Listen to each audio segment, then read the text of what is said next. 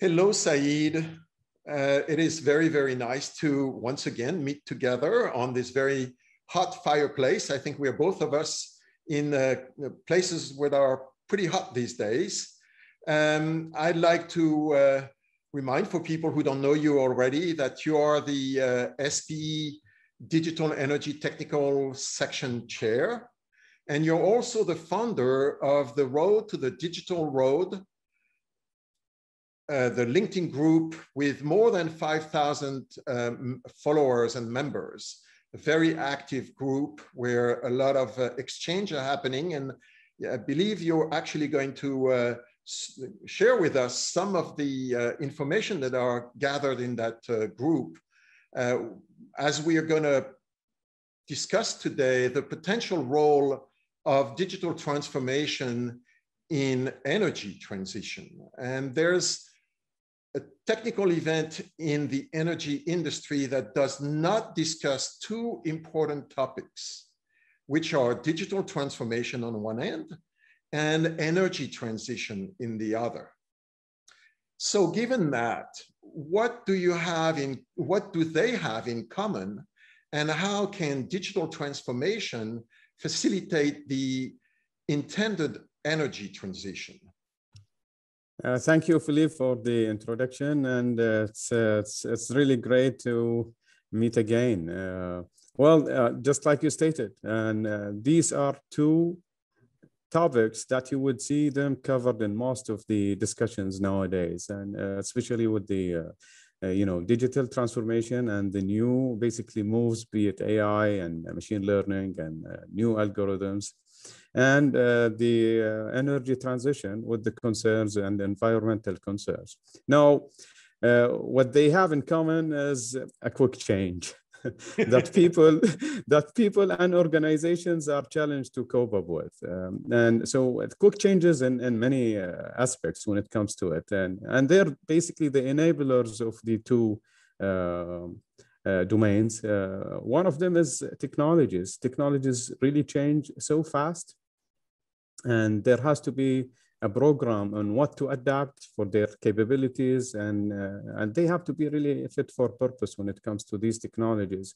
But what comes with technologies is a program of maintaining these technology, replacing these technologies. And so both, in fact, digital transformation and energy transition have to have the appropriate technologies with any move or a transformation. What comes with changes in technologies is the change in business environment, and you would see people talk about change management. And the third thing is processes and our business models must be created or modified to accommodate the new changes that are coming with the two transitions. And definitely one of the main aspects of the two are people. People are the ones who are making the technologies and inventing them, using them, and they are the ones who are generating maybe power and consuming as well the power.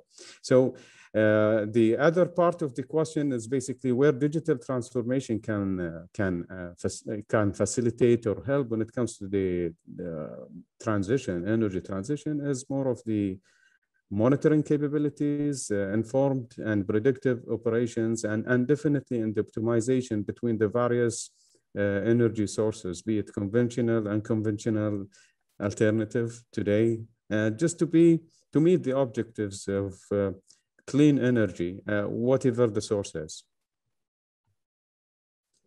Thank you. So, what are the challenges that are rarely discussed about those two topics? And what is hidden under the rug, if I could say? Well, when it comes to discussions, especially the technical discussions, you hear talks about the technology, the processes, maybe scenarios, but you rarely hear about the financial aspects of it and who is basically paying the bills. When it comes to this particular thing, the energy transition, or even the digital transformation, they're not really cheap when it comes to looking at it globally. I mean, it's not really a single process within a company or within an entity. These things are more of a global, and they touch almost everyone. So it's not a company, it's every single human on earth. So when it comes to this, since you mentioned the discussion group, the latest discussions were mostly about energy transition and subjects of relevance to the topics that are rarely discussed. So I put a map in one of the latest discussions that shows the world at night. And you would see where basically places that have lights and places where the nights are really nights. They're really dark. And that's really a reflection of the infrastructure. That's electricity anyway, but the infrastructure that's associated or needed to electrify those places. And it's most of the earth at night is really dark. So when I say who's paying the bills, it's even for the infrastructure for countries that have non-existing infrastructure, and even the changes required for the infrastructure within the countries and places that have already infrastructure that is fed by different sources of energy. And another poll, which is really interesting to see the feedback of people now. I mean, we're talking about people. The question says, today, would you be willing to pay double what you pay for energy to support quicker transition to cleaner energy? And that's basically an objective of every company.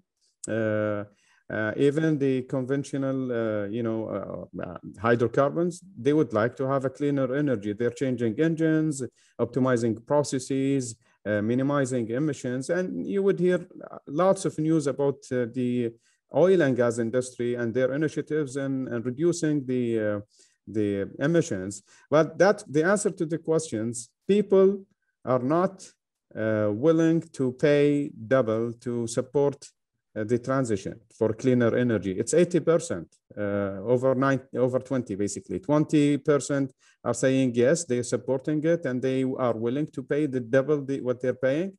80% are saying no.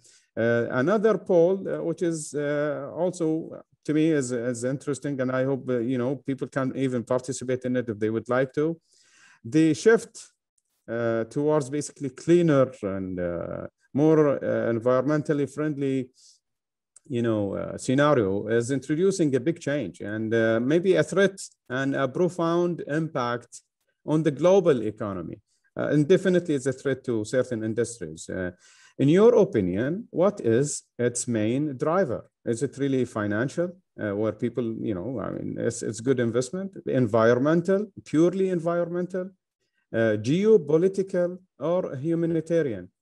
Amazingly enough, that 43%, which is the highest, are basically saying geopolitical.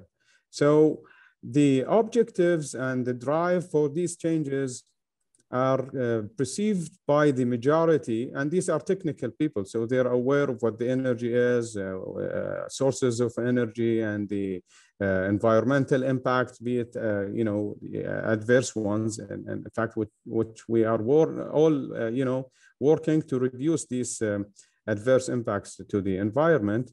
They're aware of it, but yet what they see that the objectives are not really purely environmental, or 20% out of 100 that they're saying it, they're seeing it this way. Now, for this transition to happen, again, it required an infrastructure. Again, who's paying the bill? That's a subject that's rarely discussed. I hope I answered your question. No, absolutely. I think you're absolutely correct.